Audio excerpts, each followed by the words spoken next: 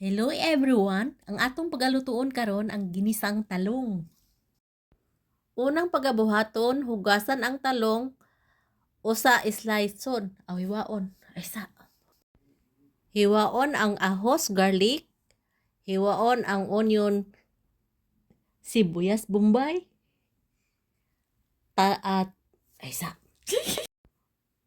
Og hiwaon ang kamatis, patatas, carrots. Initon ang kalha sa 200 degrees Celsius. Pagabutangan og 3 ka kutsarang oil, mantika, oil. Dayon ilunod ang ahos, garlic, og ilunod ang bombay, kamatis, patatas. Takban dayon pagmahuman. Pagkahuman sa 10 minutos, lower down ang temperature ngadto sa 140 Celsius. Ug ibutang dayon nimo ang carrots, eggplant, talong, og pagabutangan og seasoning 1 cubes og oyster sauce. Ug pagkahuman, takban.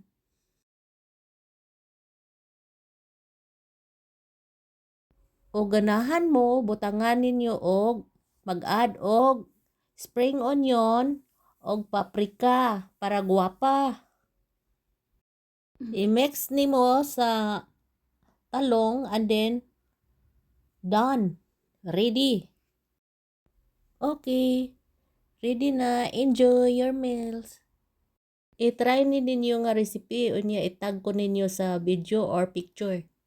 Healthy kayo ni nga vegetable na klase-klase ang color yellow, purple. Nice kayo. Healthy vegetable. Filipino style ni nga recipe. Yummy. Og Filipino ka i-comment ang kababayan. Amo sa laing nasod i-comment inyong country nasod. Simple kay ni nga recipe. Og yummy pagid ni normal nga vegetable sa Philippines. Pwede sa ni butangan og karni sa kanang igisa og una o sa nimo butangag patatas and then so on and so forth. Follow ko ninyo sa FB og subscribe sa YouTube. Thank you sa nagtan-aw. Unsa inyong ganahan sa next? Thank you sa akong mga subscribers.